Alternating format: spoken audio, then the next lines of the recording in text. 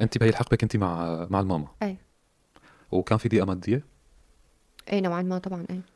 لوين وصلت هي الضيقه الماديه حتى انت قررتي انه بدك تشتغلي وتساعديها؟ والله يا عطية ما كان معنا حق ربطة خبز.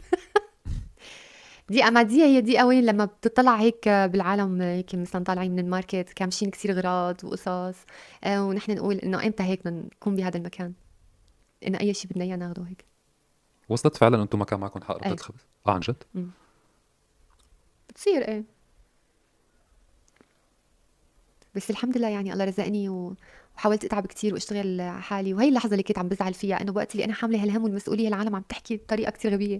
انت عرفت كتير سخيفه، لهيك بتقلي انه كيف ما بتبالي بهذا الموضوع. لانه عن جد بوقتها عقد ما عم بحاول انه كون عن جد عم بشتغل صح، رغم انه انا ما درستها وما حدا ساعدني كيف اني اوقف او احكي قدام